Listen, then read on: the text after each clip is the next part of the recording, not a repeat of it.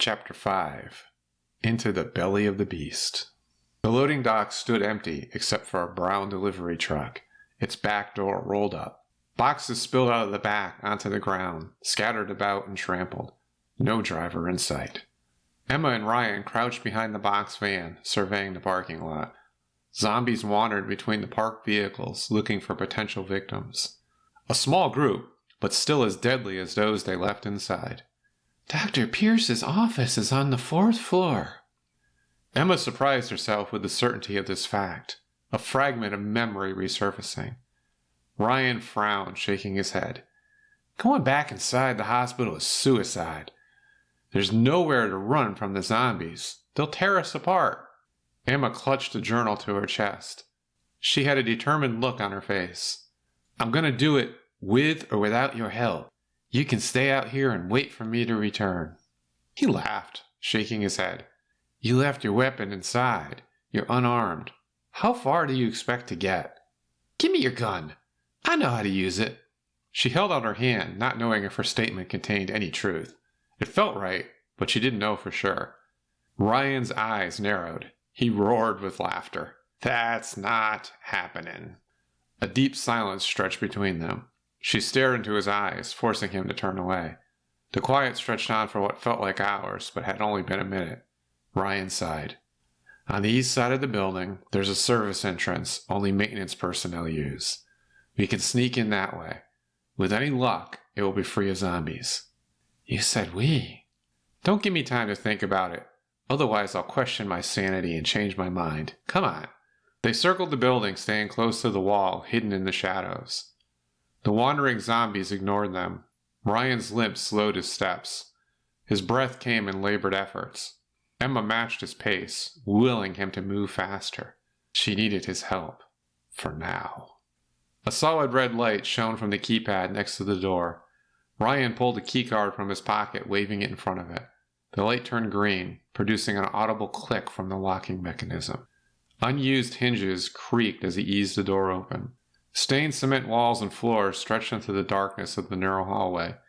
Exposed pipes lined the ceiling, creating a no-thrills atmosphere. It smelled of a strange combination of bleach and mildew. He switched on his flashlight, casting long shadows on the floor.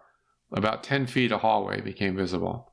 These maintenance tunnels run underneath the hospital. We can follow them to the elevator shafts. Then we'll climb the service ladder to the 4th floor. Wouldn't the stairs be easier? Don't you remember what happened at the security office? Those things are learning, working together. They'll watch the stairs, waiting for someone to pass by. Then we'll be trapped in the stairwell. She hoped he was overreacting. If these monsters cooperated with each other, then humans had no chance of winning the apocalypse. The pitch-black service tunnels twisted like an unlit corn maze at midnight. Condensation dripped from the overhead pipes, chilling her skin. Ryan navigated the labyrinth with confidence, despite his injury. How do you know where you're going? Emma asked. Been wandering around for a week now. Plus, I performed a security assessment of the hospital 4 months ago. They hired me to... He stopped short, raising his fist as a stop signal. His head performed a slow pivot. Did you hear that? Emma strained her ears, trying to hear what he heard. A thumping sound echoed through the tunnel from somewhere ahead of them. Not the familiar shambling of a zombie, but something heavy being dragged. It approached him at a fast rate of speed. I've never heard them move like that. Something's not right. The shadow cast by his flashlight couldn't hide the fear growing in his eyes. Her heart raced as he swept the light along the walls. There! They ducked into a utility closet. Through the vent in the door, Emma watched as the zombie raced past her hiding place. It sprinted on all fours with the speed of an antelope. Its head twisted as it sniffed the air like a predator. What the hell? Emma released her breath after it passed. Her heart slowed. What the hell was that?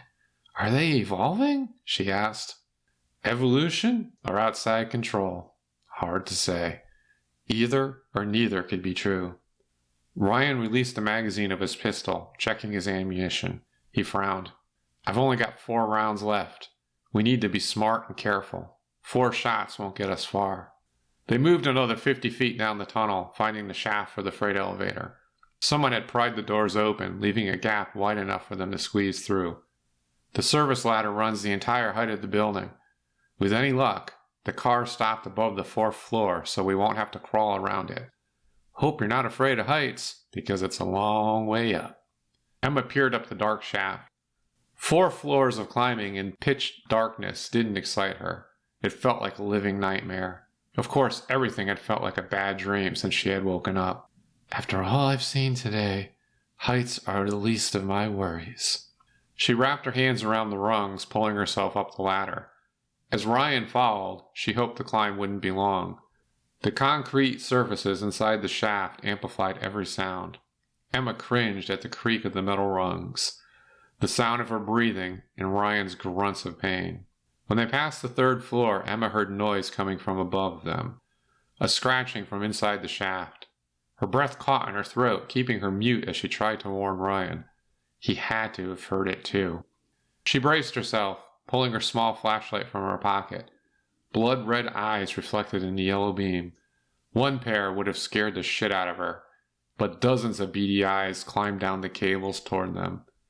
Emma's heart raced. Fear froze her in place. A dozen shrieks bounced off the walls, deafening her in the confined space. "Move!" Ryan yelled. "Go up!" Emma pulled herself up the ladder faster. Her muscles burned from the lactic acid buildup. The rungs vibrated as Ryan hurried below her. Red-eyed creatures climbed down the cables with unnatural speed, their skin tearing at the worn cords, leaving patches of gray skin behind. "The door to the 4th floor is on your right. Take it!" Her hand touched the cold metal of the closed elevator doors. She ran her fingers over the hard surface, searching for the emergency release. Emma found the lever, but her sweaty fingers couldn't get a grip on it. "I can't budge it." "Try this." She heard the exasperation in Ryan's voice as he handed her a small pry bar. Where did he get it? "Wedge it in between the lever and the door seam.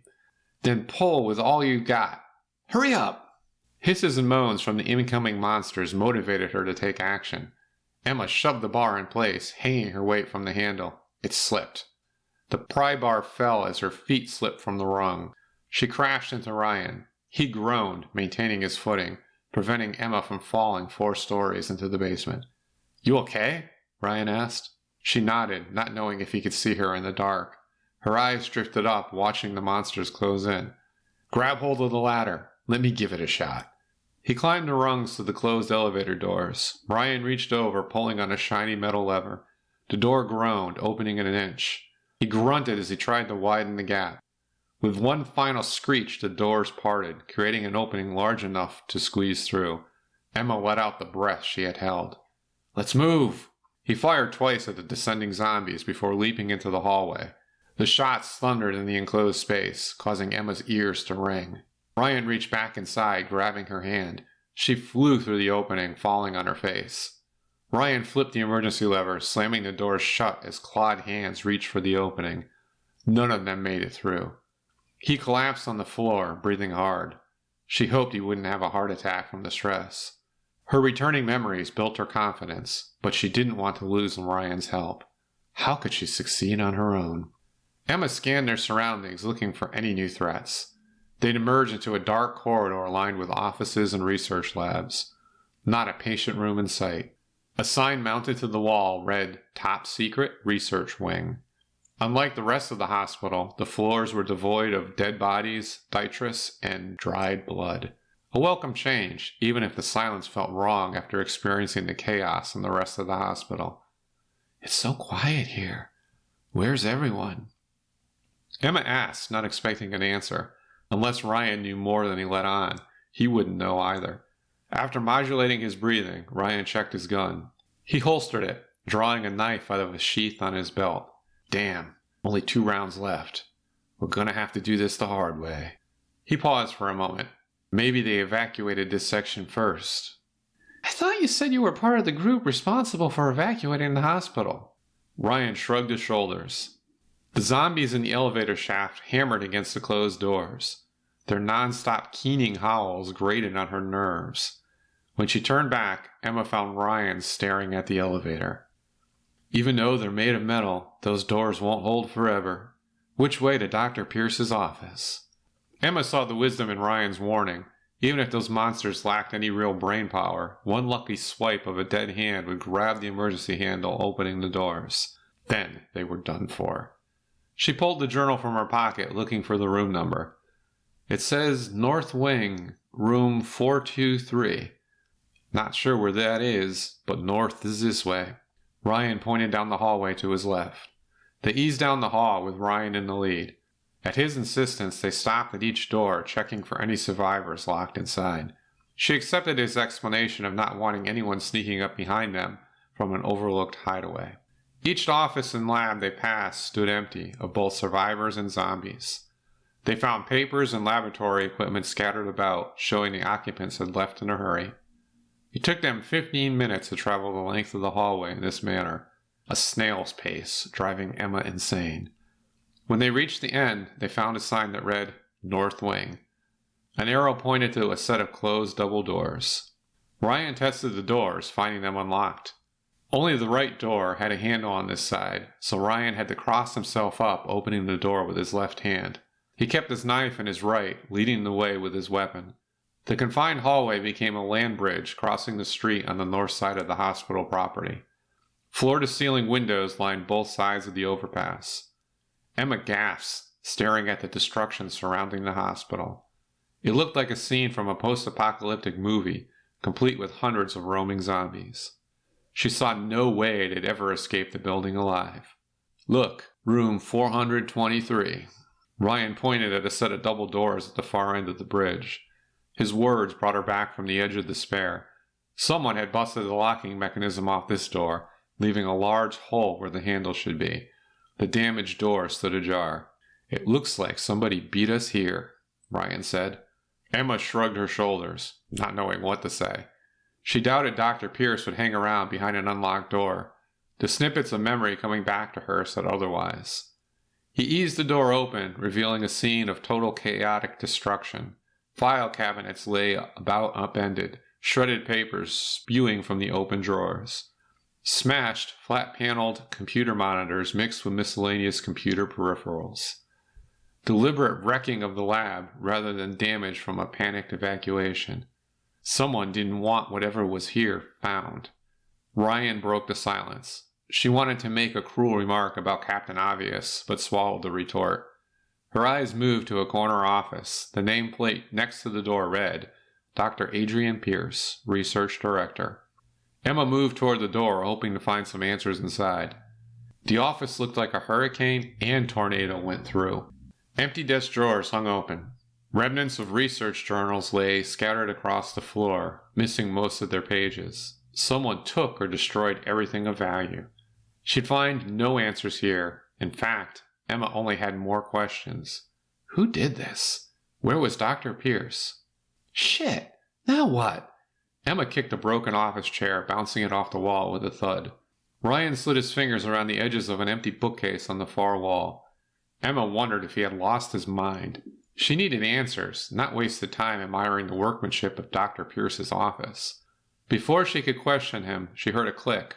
The shelf swung inward, revealing a passageway. He flipped on his flashlight, stepping inside. There's a narrow staircase leading down. It's either a secret room or an escape route. Shall we see where it goes? Ryan said. Emma nodded. Her heart pounded, suffering from a combination of fear and excitement about what awaited them. She hoped for answers, but knew it could be a room filled with super zombies. They eased themselves down the stairs, careful to not trip in the warm glow from Ryan's flashlight. A fall on the concrete steps wouldn't be forgiving. The stairs swished back and forth, leading them down several flights. Emma lost count of the number of floors they descended, all without an exit. When they reached the bottom, they found another heavy steel door. The keypad next to it glowed red. Ryan tried the door, getting the result she expected. Locked. Now what?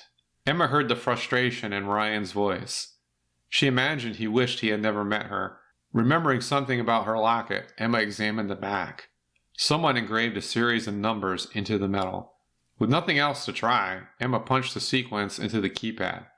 The red light turned green as the lock clicked. With a groan, the door hissed open, revealing a lavatory bathed in emergency lighting. What the? Ryan's words sounded miles away. Her damaged brain couldn't concentrate on his words and the sights in front of her. An untouched workstation filled with high-tech medical and laboratory equipment. The outside of the room surrounded by a series of glass containment cells. All empty except for the one with the discarded hospital gown on the floor. The dirty clothing triggered a memory. I think we found where they kept me. The place he performed his experiments on me. A tear rolled down her cheek. She stood frozen in place. Ryan moved to the glowing computer workstation. He tapped on the keys, waking the machine. Let's find out what secrets Dr. Pierce hid down here. Maybe we can find your answers.